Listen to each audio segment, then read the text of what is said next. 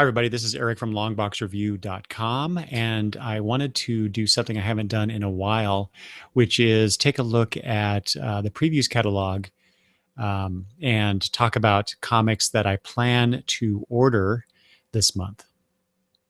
So I haven't done one of these in a couple of years. I don't know why I haven't done these, but I'm going to steal a page from the playbook of my good friend Travis, Mr. Oddfellow's Thoughts, and hopefully going to try to share my screen, which I will try to do now, to go to the website.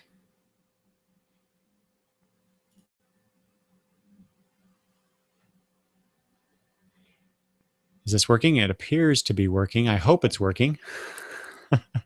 Anyway, let's see. So this is DCB Service, which is the company that I order my books from. And I'm going to talk about those new things that I'm ordering this month. So first up, as you can see on the screen, is the new Archie #1 from Archie Comics. This is by Mark Waid and Fiona Staples, which is the cover that's being shown right here. And as you may be able to see on the right, there are the rest of the covers listed, the variant covers. There are 22 #1 covers altogether, with from various people: Chip Zdarsky, Francesco Francavilla, Mike Norton, Moritat, yeah, and a bunch of other people too, where you can get all these covers if you want. So I'm not, I used to I used to read Archie comics when I was much younger. I read the digest just like everybody else did, I think, when you first started on comics. Or maybe that's not a thing anymore for anybody who's younger than I am. But that's how I started reading comics, was basically reading Archie comics and getting into some other things. Let's see. So I decided, what the hell, they're stopping the current run of Archie comics with, I believe, issue number 666, which is really funny to me anyway. And they're going to relaunch with this new Archie #1. And part of the reason I decided to go ahead and try this out are the creators, #1, Mark Waid and Fiona Staples, on this, at least the first arc anyway. And also the Afterlife with Archie series by, I don't remember the writer, but I remember the artist, Francesco Francavilla, on there. And that was a really fun trade that I read. So I thought, well, what the hell? I'll give this new Archie comics a try. Next up here is something that I found out about at Emerald City Comic Con a couple weeks ago. This is from Boom Studios. This is Strange Fruit, also written by Mark Waid, with J.G. Jones co-writing this. J.G. Jones is also doing the art. I kind of glossed over this the first time that I saw this in previews, but then I heard somebody else talking about it, and the way that it was presented by that other person was, it's kind of like Superman arriving in late 1920s Mississippi, and how that affected this racially divided town. So that sounds like a really interesting story. I believe this is a 4-issue miniseries. So, even at full cover price of $4 from Boom Studios, this sounds like and looks like too. If you look at the previews catalog, I believe there's some preview art besides just this cover image. It just looks gorgeous, and the story potentially is going to be a really, really good one. So I wanted to get that. And next up, this is from Dark Horse. This is Black Hammer. This is also a comic that I first heard about when I was at Emerald City Comic Con. And this is by writer Jeff Lemire with artist Dean Ormston. The idea of these heroes, these superheroes who were wiped from existence by as it says here, a multiversal crisis. These old champions, including someone named Barbalian, which I just like that name. Colonel Weird, Yeah, these are all cool, cool kind of old school names. But they lead simple lives in a timeless farming town. Even as they try to find their way home, Trouble has a unique way of finding heroes wherever they are. So this just sounds like a lot of fun. I'm not sure if this is an ongoing or a miniseries. It doesn't say, but you know, I really hate that comic publishers do this, where they don't tell you that it's a miniseries, and then you have no idea. And then or it leads you to believe that it is an ongoing, and then suddenly it's issue 5 of 6 or 8 or whatever. Anyway, regardless, this looks to me, sounds to me, smells like a miniseries, but I don't know. I have no idea. Anyway, moving on. Image Comics. This is not a number one thing, but the Criminal trade paperbacks by Ed Brubaker and Sean Phillips. As you can see here, there are a bunch of them. They're new to Image. Criminal was part of I believe, the Icon line from Marvel Comics. But now Ed Brubaker and Sean Phillips are working with Image Comics, and they're re-releasing all of the old Criminal trades here. And the latest one is Volume 5, The Sinners. But as you can see, you can still pre-order Volumes 1 through 4 as well.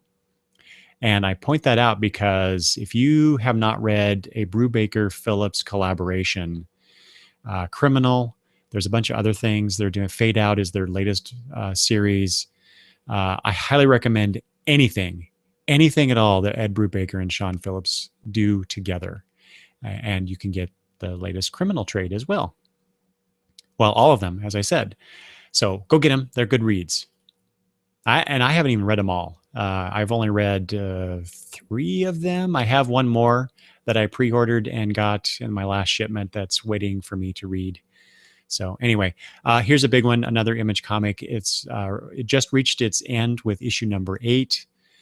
And I just read Danger Club number 8 digitally, just because I couldn't wait any longer to read that final issue. And I plan on buying all of the issues digitally eventually. I have the first trade. I have all of the single issues, and I'm showing you the latest Danger Club trade, Volume 2, which collects issues number 5 through 8. But apparently this is from writer Landry Q. Walker, artist Eric Jones. I have talked about this comic on various places. My podcast, I believe I've talked about it in some of my videos, maybe on some videos with Travis as well. Anyway, this is a great comic, but apparently this trade does not or will not collect the alternate issue number 8, which has the alternate ending included. I'm not sure why they're not including those extra 5 pages for the alternate ending, but you'll have to buy the single issue or go read the digital issue if you want to see that alternate ending. Given the nature of this comic, I highly recommend that you do seek out that alternate ending if you do indeed read this comic. Go buy this trade. Go buy the first trade. If you haven't read this comic, I highly recommend you get both volumes and devour it, because it's a wonderful series. It's a lot of fun. Very violent, but as you can see on the cover, there is some bleeding eyes and whatnot. But anyway, it's good stuff. Let's see here. Oh yeah, from Marvel Comics. So they're having their Secret Wars event going on. I don't tend to buy into the secondary, the tie-ins, the secondary stuff that they have. But for some reason, when I flipped through previews the other day and made my list, this comic and another one, I decided that I would get them. This is Squadron Sinister, and this screen does not show who the comics are by, unlike all the other pages I've shown or will show. But Squadron Sinister is by Mark Guggenheim. You may recognize that name. He's done some comics work. He also works in TV. And with art by Carlos Pacheco, which is good stuff, as you can see on the cover here. But this features the Squadron Supreme? No. I don't remember what version. So there's the squad. Oh, there's Squadron Supreme and Squadron, I guess, Sinister. I don't know. There's a couple different squadrons featuring the same kinds of characters. I'm forgetting which name they go by. Maybe it is Sinister because that's in the title of this book. But so you have the villain version of this group, and there's also a hero version of the group that there was a 12-issue miniseries back in the 80s that was just phenomenal. It's good stuff. But then they also did the Squadron Supreme series that reimagined those characters, and you get the villains and these reimagined characters coming together and I guess fighting. I mean, I presume that's what they're going to do. It's interesting though. It says for fans of crime epics like The Godfather, The Sopranos, and Sons of Anarchy. I don't know how true that will ring, but we'll see, I guess. But I'm getting it mostly because of who's involved, and I like these characters. Another Marvel comic I'm getting just for the sheer fun of it. This is Thor's. As you can see, all the Thors on the cover there. What you're not seeing is the frog version of Thor that's in the previews catalog, Marvel's previews catalog. Anyway, this is by Jason Aaron with Christopher Sprouse doing the art. And I'm having so much fun with Thor, Jason Aaron's Thor, that because he's involved here, and you can see here the Lady Thor is here as well, with a bunch of other Thors. I believe the guy on the right is wow, I've forgotten. You know, the Amazing Spider-Man, the Miles Morales, right? Wow, boy, my brain just went shut down. That other Marvel universe that they're destroying or combining with the main Marvel universe, that Thor. That's a roundabout way to try to connect those things. Ah, man, my memory sucks. Let's see here. Moving on then. So this is also by Marvel Comics. This is House of Hem for Fred Hembeck. So he's a cartoonist, as you can see here. He does these caricature drawings of the Marvel characters. There's a lot of the stuff that I read back in the 80s that was in a Marvel magazine called Marvel Age. Fred Hembeck also has done stuff for DC in the Daily Planet one-page in-house ad stuff, for promoting things. But he did a little strip featuring the DC Comics characters as well, and that was my first exposure to him. And then I eventually read his stuff in the Marvel Age stuff. So I actually I haven't decided if I'm going to get this or not. It depends on how big my order is for the month.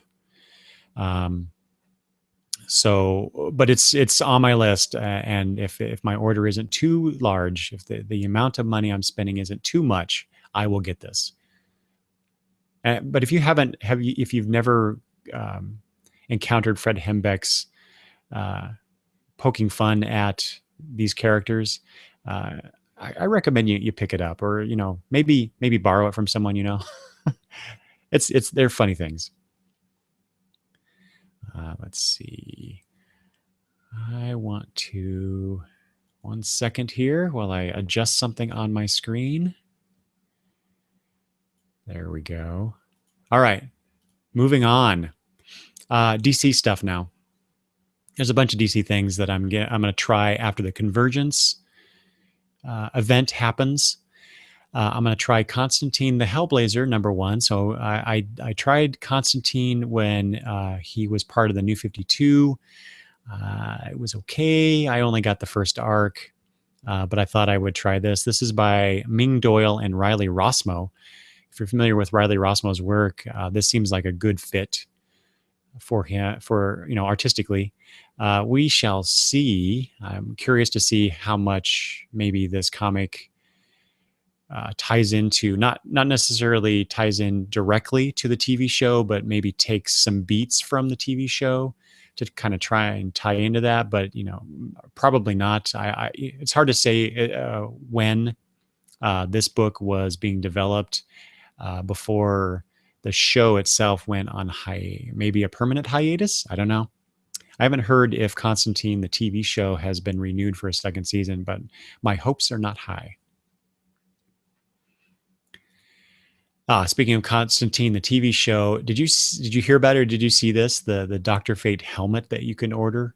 So what's showing here is the 24 karat gold plated edition. While I want this, I do want it. The retail price of $800 is a bit steep. Even the DCBS discount of $544, that's a little much. So I will pass on that. They do have a cheaper version here that is not 24 karat gold plated, but even still, the retail price is $500 with a discounted price from DCBS of $340. That's still too much for a little tchotchke to stick on my my desk or a bookshelf or something. So I'll pass. But man, the geek in me really wants this. Speaking of Dr. Fate, nice segue, right? Here is the new Dr. Fate #1. This is by writer Paul Levitz with artist Sonny Liu. Dr. Fate's one of my favorite mystical characters, so I'm going to try this out. I want to try this out. I'm really curious though. So this is a different character. It doesn't say here on the text. I should have looked it up in previews, but this is not the same person. This is a Brooklyn med student. So this is not the same character, the same person that is inhabiting the Dr. Fate persona in the Earth 2 series. So I'm curious if this is the Earth 1 Dr. Fate, or are they continuing the Dr. Fate on Earth 2 with this new character? I have to admit, this cover, I'm not sure if this is by Sonny Liu or not, this cover, but this art's a little too sketchy for my taste, but I'm still I'll still try the comic out.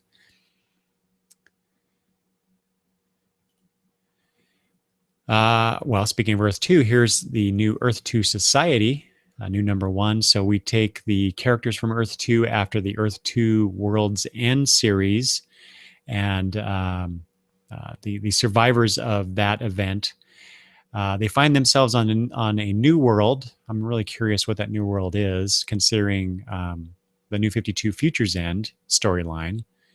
So I doubt they will, but part of me is curious to see if they are bringing these characters into the Earth 1 arena, but I really doubt it, and I hope they don't.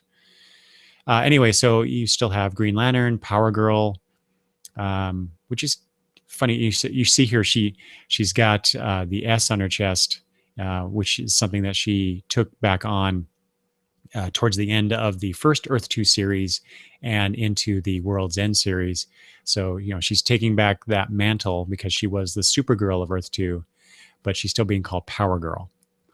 The new Batman, I'm not sure who that is. If it's the Thomas Wayne character that we've been seeing in Earth 2 and World's End. But if you look at his mask, it's got kind of stuff pulled down past his nose onto his upper lip, and that kind of makes me think that this is Ted Grant, the what's his name, Wildcat. And boy, if that's the case, I have no interest in this version of Batman, because I do not like Wildcat. I hate Wildcat. Ugh. All righty. More Justice League stuff. Not more. Here's Justice League of America. More DC stuff is what I meant to say. So I'm continuing to get the Justice League series by Jeff Johns. But here is a new one being written with art also by Brian Hitch. And Brian Hitch did a stint on the JLA comic from a few years back. As you can see here, this is his work along with artist Wade von Graubedger. Anyway, this is cover artist by Brian Hitch. So interesting, they show the main Justice Leaguers here. So I'm not sure if this is, so are we going to have two comics featuring the same characters? That'd be interesting, perhaps. It'll also be interesting to see if Bryan Hitch can keep up with it, because he's not known for his speed. But it's Justice League, it's Bryan Hitch, so that's why I wanted to give it a shot, see what it's like. I hope that this Justice League of America comic breaks the streak of the previous versions that we've been getting recently, which is to say that they end very quickly. I think Justice League should be a book where you could have two Justice League books running concurrently, preferably with different characters, but telling different stories and just increasing that brand. So I like the brand. One of my other favorite characters from the DC universe is Martian Manhunter.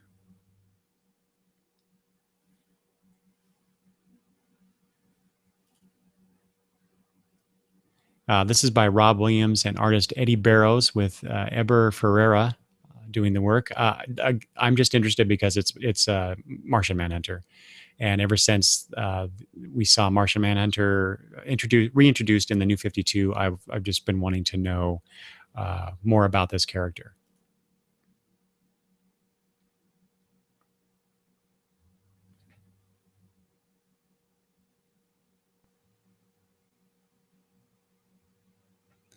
And I'm pausing here because I'm not sure if people are able to see these pages that I'm showing. I've never done the screen share thing before, so I hope I did it right. Okay, I'll soldier on, and hopefully everything's working out right. Next up is Omega Men #1. Let's see.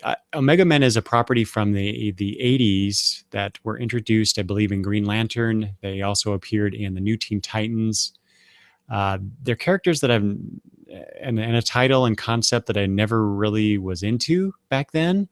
The only reason I'm picking this up is because writer Tom King, who co-writes Grayson currently, is the writer of this book. So I really like what he's done. The stuff that Tom King has done on Grayson, and some other things that he's written recently as well. So I wanted to get that. And the artist on here is someone I'm not familiar with, and it's Alec Morgan. But wait, if you're seeing this, you're seeing the cover, or when you see the cover, when you look through previews, this is Trevor Hutchinson doing the art on this image here. Only a few more to go. I'm really looking forward to this. Robin, Son of Batman. This is the written and drawn by Patrick Gleason, with, I believe, Mick Gray doing the inks. So this is continuing the same team, minus Pete Tomasi doing the writing, with Damian Wayne here. I noticed before I started recording, it says Robin, Son of Batman, Robin SOB. I wonder if there's some sort of intention there, given Damian's disposition, shall we say. Anyway, it's a Robin comic, and I love Robin. So, oh, good. I'm seeing from someone who just tweeted me that you can see the page. Excellent. Thank you. This is Mr. iTalk Apple 123. Excellent. Thank you. I appreciate that. Anyway, like I said, it's a Robin comic. It's by Patrick Gleason, and so it's a must-buy for me. Speaking of Robin, here's another book. We Are Robin #1. This is by Lee Bermejo, who also did the cover here. Artists, though, will be Rob Haynes and Carrie Randolph. I'm not sure about this one. I'm getting it purely because it involves Robin in some fashion, and I'm such a huge Robin fan. So, so it says here, the teenagers of Gotham City have adopted the R and made it their own. So, why have they done this? Why Robin of all people? With all of the characters running around Gotham City, why Robin? other than, the fact that Robin is young and so are they. So it says here, a new Robin? No, hundreds of new Robins. So Robin has become a cultural force in some regards. I'm really curious what Lee Bermejo and Rob Haynes, Carrie Randolph are doing with this, why they're doing this, what was the pitch for this book? I really would like to know this. But I'm really curious what's going to happen here.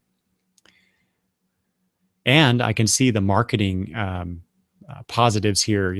That the Red Robin jacket, that the character in the foreground with the red shoes, and I'm sure there are other things. You see a guy on the left there with a bandana over his mouth and nose with a big red R on the front of his shirt. DC could just put out a lot of new Robin stuff, which I think would be great. I'd waste my money on that stuff. So there you go. And finally, Back Issue number 82. Back Issue is a magazine put out by TwoMorrows Publishing that is, it takes a look mostly at the Bronze Age of comic books, which is the age in which I started reading comics. So I have a huge soft spot for that era. This particular, and I'm always promoting Back Issue because it's just a lot of fun to read these articles about these creators and the stories and the behind the scenes stuff. It's all good reading if you like to read about comic books, not just read comic books, but read things about comic books. And so this issue looks at as it says here, the pivotal Bronze Age events.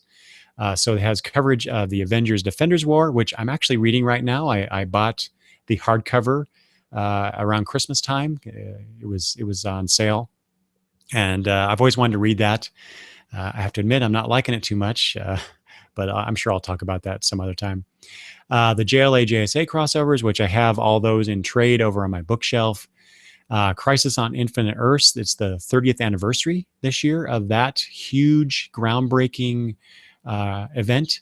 Legends, Millennium, Invasion, Infinity Gauntlet, which is awesome. The original Infinity Gauntlet was awesome, and more. So I'm really looking forward to that. As you can see here, the cover is the Avengers versus Defenders by John Byrne. Like I said, I highly recommend this magazine if you're looking for some good articles about comics, especially for the Bronze Age. So those are the new, mostly new things that I'm reading. Well, I will be reading anyway, that I'm ordering this month. So I hope you find this of value. Maybe I've shown you something that you may have overlooked, and you might take another look at and maybe order if you're interested. Let me know if that's the case. If there's something I've shown here where you're like, hey, thanks for showing me that. I'd love to hear from you. I would just like to hear from you to know that people are out there listening to me, watching these videos. And so I appreciate the fact that you've tuned in, for those that are tuned in right now, and for those that will tune in the future. So I should probably go back to showing me again. There we go. Hi. Boy, I hope this worked out. Anyway, I'll say thank you once again, and have a good day. Go read some comics, have some fun. Bye, guys.